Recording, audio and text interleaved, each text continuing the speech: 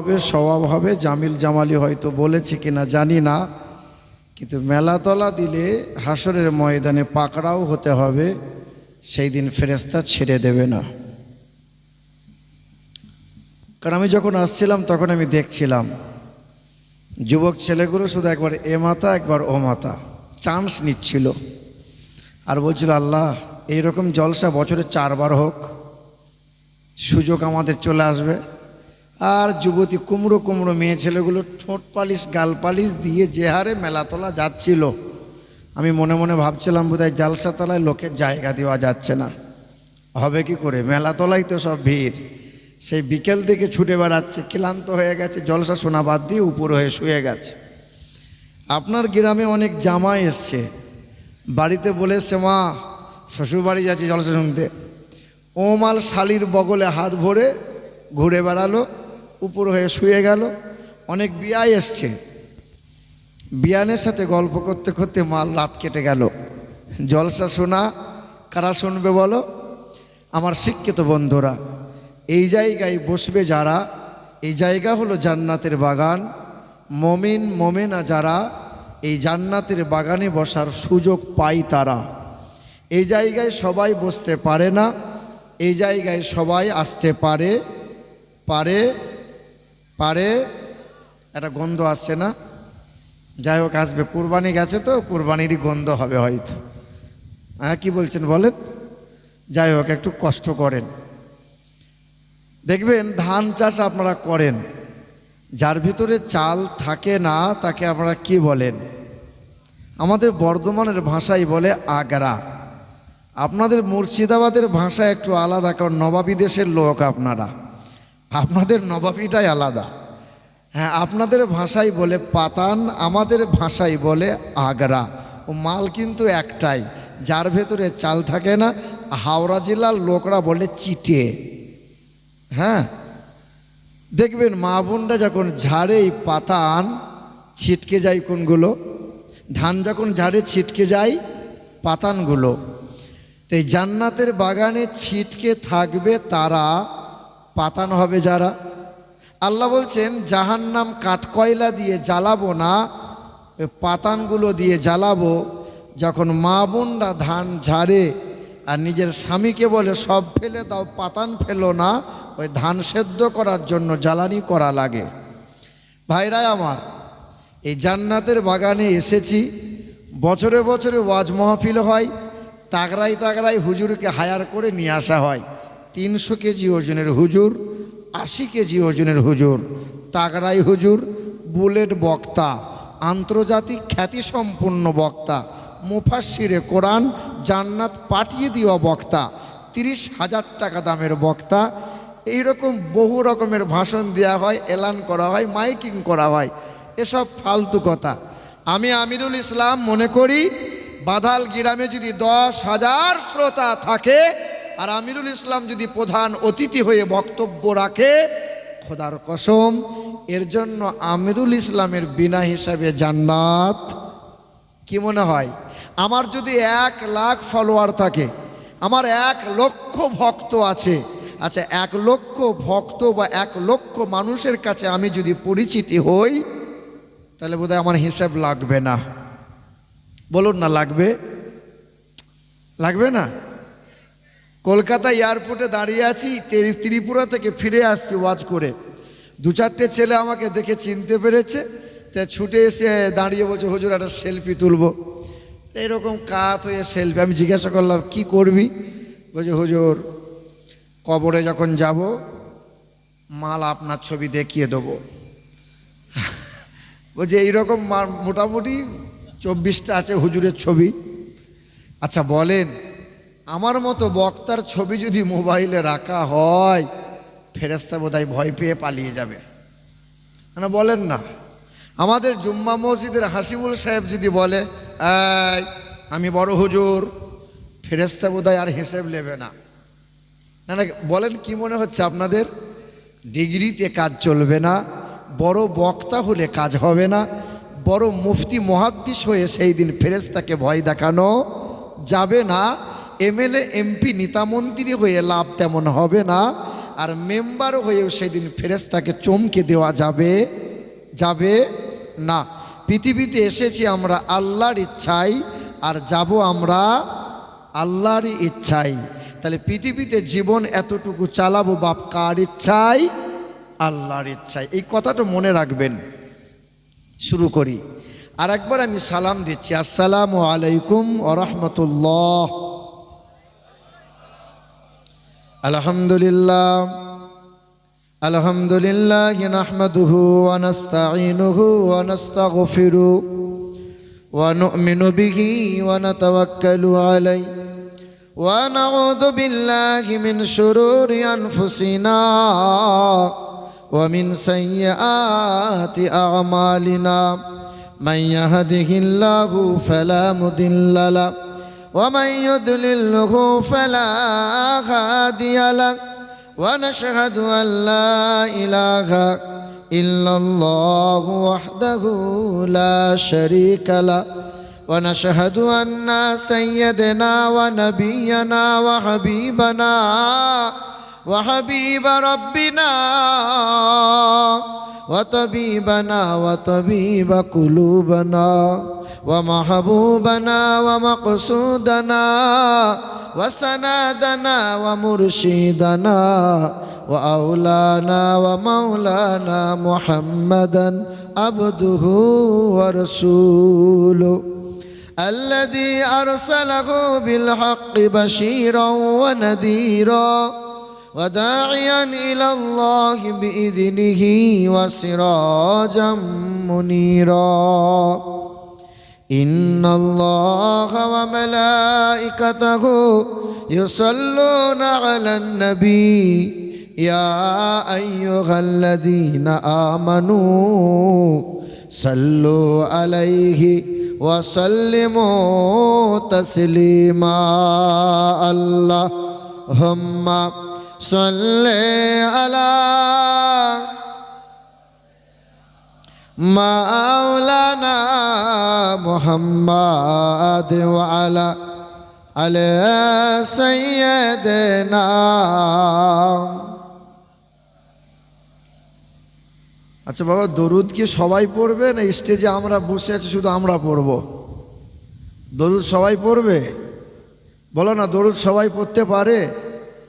আর আল্লাহ বলছে দরুদ সবাই পড়তে পারে না। ইমানদার না হলে কি দরুদ পড়তে পারে? কিছু মানুষ এমন করে দরুদ পড়ছে মনে হচ্ছে মুখের ভেতরে খৈনি ভরে রেখে দিয়েছে, মুখ খোলে না। সারা জীবন তো ওয়াজ করে গেল আর ওয়াজ শুনেই গেলাম, খোদা বক্স, ইলম বক্স, সে ওয়াজ করে করে চলে গেল। আর আমরা ছোটবেলা থেকে ওয়াজ শুনে আর চুল দাড়ি সাদা হয়ে গেল। সে তেমনকার দরুদ তেমনই রইল, তেমনকার নামাজ আল্লাহ আকবার, এই তো সেই একই রকম রয়ে গেল। বাবা, দরুদ পড়তে হয় ভক্তিতে, মহাব্বতের সঙ্গে পড়তে হয়। একটু উচ্চ স্বরে সকলে পড়ি, আল্লাহুম্মা সাল্লি আলা মাওলানা মুহাম্মাদ ওয়া আলা আলি সাইয়্যিদিনা মাওলানা মুহাম্মাদ দামালানাম পারমানম শারমানম ও নমো জগদাত্রী মহিমা বাসুদা মর্মেহে ও নমো ব্রহ্মাণ্ড প্রভাসিত নমো কল্যাণ শান্তি যুগে যুগে নমোহা ও নমো জগদাত্রী মহিমা বাসুদা মর্মেহে ও নমো ব্রহ্মাণ্ড প্রভাসিত নমো কল্যাণ শান্তি যুগে যুগে নমোহা সর্বদা তো কল্যাণ বসুমতী গৌরী ঋষি মৃত্যু যারা মৃত্যু আগমনী নমোহা লা ইলাহা হরতি পাপম ইল্লু ইলাহা পরম পদম জন্ম বৈকুণ্ঠ পরোয়াপ ইনতীত জপি নামে মুহাম্মদ। সকলে বলি সাল্লাল্লাহু। মনে মনে ভাবিয়েন না যে বামুন ভাড়া করে নিয়ে এসছি।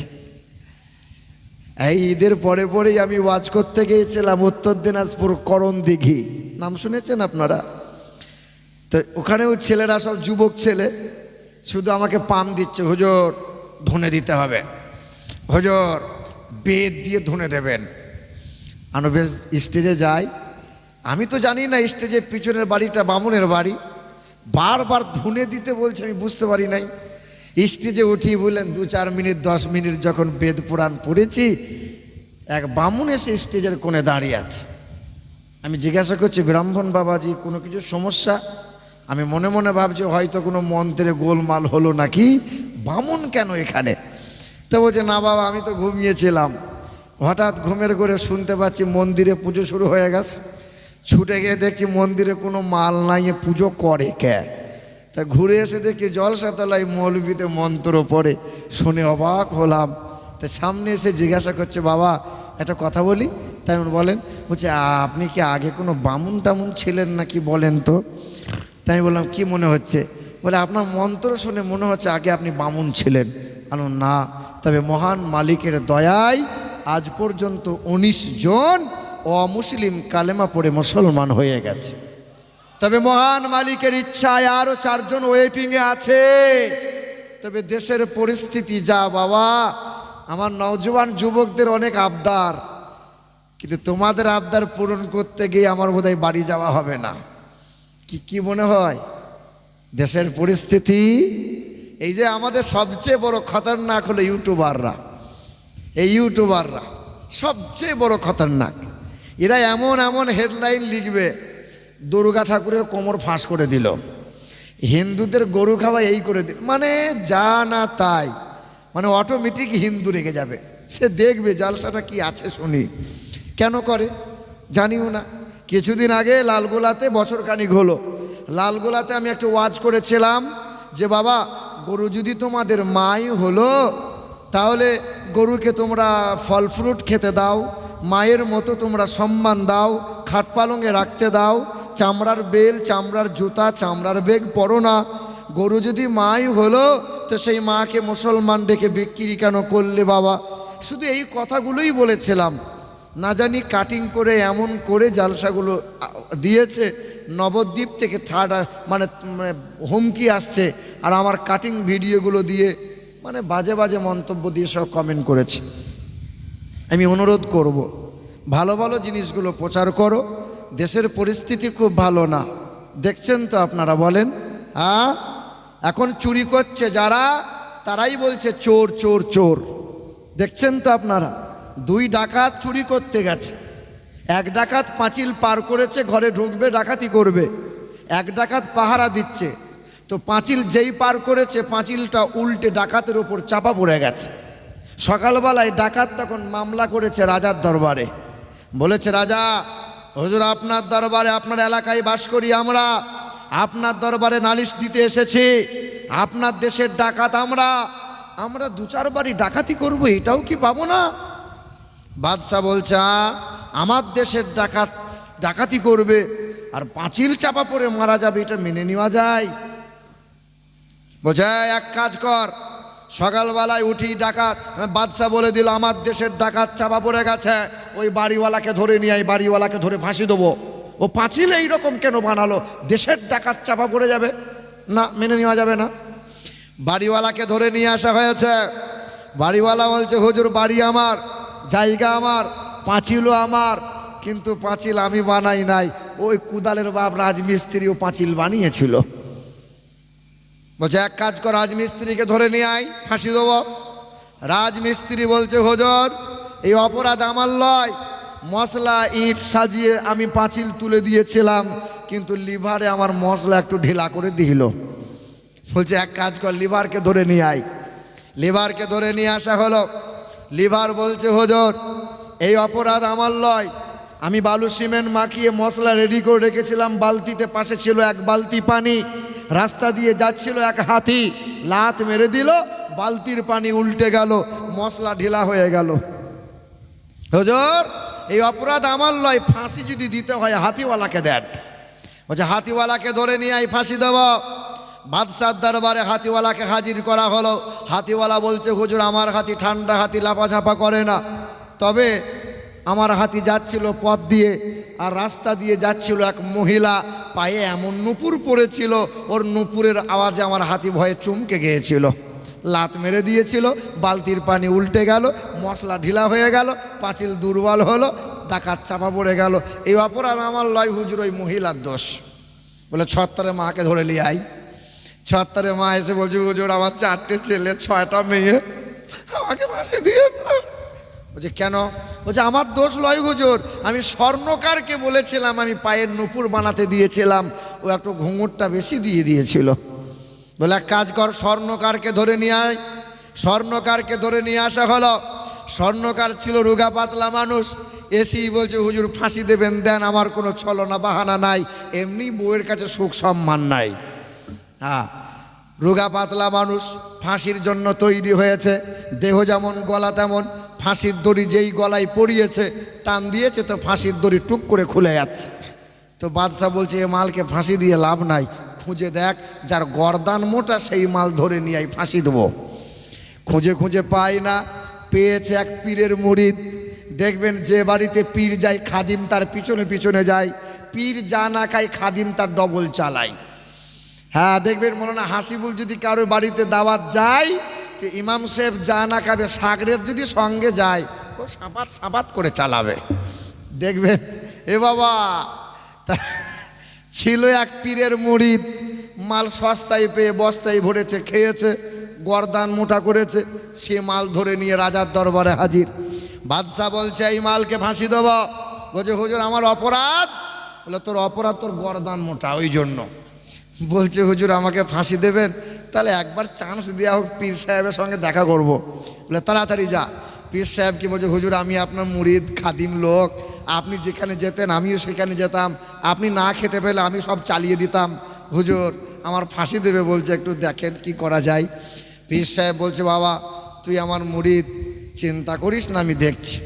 শোন বাবা, তোর যখন ফাঁসি দেবো বলবে, তুই শুধু বলবি হুজুর তাড়াতাড়ি ফাঁসি দেন, তাড়াতাড়ি ফাঁসি দেন। আর আমি পীর সাহেব আমিও যাব, আমি সেখানে বাদশাকে বলবো হুজুর ফাঁসিটা ওকে না দিয়ে আমাকে দেন। দেখ বাদশা খ্যাপা হয়ে যাবে। বাদশার দরবারে মুরিদ হাজির। বলে মুরিদ তোর ফাঁসি দেওয়া হবে। মুরিদ বলছে হুজুর বেলা ডোবার আগেই ফাঁসিটা আমার দিয়ে দেন, হুজুর তাড়াতাড়ি ফাঁসি দেন। পীর সাহেব বলছে না হুজুর ফাঁসিটা আমাকে দেন। বাদশা চিন্তা করছে ব্যাপার কি রে, সবাই বাঁচার জন্য কত বাহানা কত ছলনা করে, আর ফাঁসি নেওয়ার জন্য এত হুড়ুহুড়ি করিস। পীর সাহেব বলছে হুজুর বলা যাবে না, তো গোপন কথা। হ্যাঁ বল। বলে হুজুর ভোরের বেলায় স্বপ্ন দেখেছি যে আজকে ফাঁসিতে মারা যাবে, সে ফুরুত করে বিনা হিসাবে জান্নাত পাবে। বাদশা চিন্তা করছে এত সুবিধায় জান্নাত হাতছাড়া করা যাবে। বলছে বাবা তোমরা বাড়ি যাও, ফাঁসিটা আমার দাও। দেশে সব কথা খুলে বলা যাবে না, বুঝে নেওয়ার চেষ্টা করেন। দেশের পরিস্থিতি বাপ এই রকম, আইন আদালত ওদের হাতে, জজ ওদের হাতে, কোর্ট ওদের হাতে, প্রশাসন ওদের হাতে, আর্মি ওদের হাতে, সাংবাদিক ওদের হাতে, নেতামন্ত্রী ওদের হাতে। তাই যা ইচ্ছা তাই করবে, মুসলমান মুখ বুজে সহ্য করে নেবে। বন্ধু আমার সোনার টুকরোরা, হতে পারে ভারতবর্ষ হিন্দুস্থানের মাটি, তবে মুসলমানের রক্ত দিয়ে এই দেশে হয়েছে খাঁটি। সোনার টুকরো বন্ধুরা, যখন দেশের প্রধানমন্ত্রী ছিল লাল বাহাদুর শাস্ত্রী, 1965 সাল ছিল, ওই সময় ভারত আর চাইনা যুদ্ধ লেগেছিল। আমার দেশ ভারত পরাজিত হয়েছিল। বারবার সাংবাদিকরা প্রশ্ন করেছিল, হে দেশের প্রধানমন্ত্রী লাল বাহাদুর শাস্ত্রী, আমার দেশ কেন বারবার পরাজিত হয়? লাল বাহাদুর শাস্ত্রী বলেছিল, দেশের সৈন্য সিপাহী সৈন্য তেমন নাই, অস্ত্র তেমন নাই, তাই তো চাইনার কাছে ভারত বারবার পরাজিত হয়। ওই সময় এক মুসলমানের ছেলে, হায়দ্রাবাদের নিজাম মীর উসমান আলী খান তার নাম, জমিদারের সন্তান, 5000 কেজি সোনা বাপ দাদুর রেখে দেওয়া সম্পত্তি তুলে নিল। আর জমিদারের সন্তান মীর উসমান আলী খান বাদশাহ আপনার সেই সময়কার প্রধানমন্ত্রী লাল বাহাদুরকে ডাকলো আর বলেছিল, এই দেশের মাটিতে আমরা মুসলমান জন্ম নিয়েছি, আমার বাপ দাদুর জন্ম হয়েছে, এই মাটিতে কবর হয়েছে, আমিও জন্ম নিয়েছি, আমারও একদিন এই মাটিতেই কবর হবে। এই দেশ আমার দেশ, এই দেশ তোমার দেশ, এই দেশ সবার মহান, ধন্য ধন্য আমি, আমরা পাক্কা সাচ্চা মুসলমান। মুসলমান রক্ত দিয়েছে, মুসলমান শহীদ হয়েছে, দেশের জন্য মুসলমানরা আগামীতেও জীবন দিতে রাজি আছে। 5000 কেজি সোনা দেশের প্রধানমন্ত্রী হাতে তুলে দিয়েছিল আর বলেছিল, যান দেশের সৈন্য সিপাহী অস্ত্র আপনি তৈরি করে নেন, আমার দেশ যেন পরাজিত না হয়। এখনো ইন্ডিয়া গেটে মোটা মোটা করে লেখা আছে স্বাধীনতা সংগ্রামীদের নাম, লেখা আছে 92,000 ব্যক্তিগণের নাম, হিন্দু খ্রিস্টান বৌদ্ধ জৈন সাঁওতাল যারা দেশের জন্য রক্ত দিয়েছিল যারা, কিন্তু সবচেয়ে বেশি জীবন আর শহীদ হয়েছিল তারা 62,000 টুপিওয়ালা দাড়িওয়ালা এই মোল্লা মুসলমান ছিল তারা। জোরে বলা যাবে না নারে তাকবীর, নারে তাকবীর। পিছনের লোকরা ভয় পাচ্ছে, বলছে এই রে ফেরে ফেলিয়ে দেবে মনে হয়। না, ভয় পাওয়ার কারণ নেই, আমি লিগেল কথা বলছি, ইতিহাস আমার সামনে আছে। সকলে একটু মহাব্বতে বলেন নারে তাকবীর, নারে রিসালাত, দিন ইসলাম, খাজা কা হিন্দুস্তান, নারে তাকবীর। মুসলমান ভাইরা আমার, পৃথিবীতে এসেছি আমরা আল্লাহর ইচ্ছায়, আর পৃথিবী থেকে যাব আমরা আল্লাহর ইচ্ছায়। কথা খুব মন দিয়ে শুনবেন, রাত অনেক গভীর হয়েছে। আমি তো ভাবতেই পারছিলাম না যে এত রাত পর্যন্ত বাধাল গ্রামে জালসা হয়। কেউ কেউ বলছে হুজুর কমিটির ছেলেরা খুব শক্ত, আর আলহামদুলিল্লাহ ভবিষ্যৎ যেন এইরকমই হয়। কারণ অন্যান্য জায়গায় গত পরশুদিন লালগোলায় ছিলাম কোনো এক গ্রামে, সেখানে 11টা বেজে গেছে তো পুলিশ এসে হাজির হয়েছে, আর কত নানান বাহানা কত ছলনা, প্রোগ্রাম শেষ করে দিতে হলো।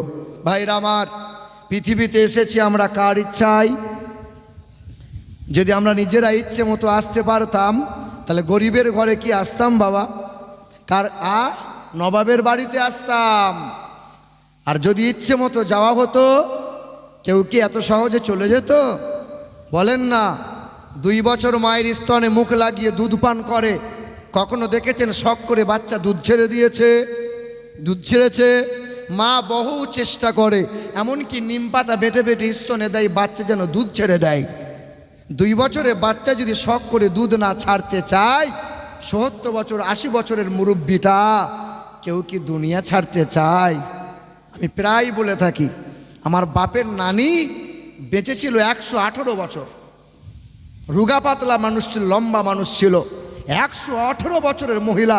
তখন আমি সবে হাফেজে কোরআন হয়েছি, দেখা করতে গেছি। বড় মা কেমনে রও? তা বলে বাপ একটু দোয়া করে দে, তুই তো টাটকা হাফেজ। কি হাফেজ? তুই তো টাটকা হাফেজ, দোয়া করে দে বাপ যেন আর 10 বছর টিকে থাকি। মানে 118 বছর বেঁচে আছে, তখনও চাইছে আর 10 বছর চাই।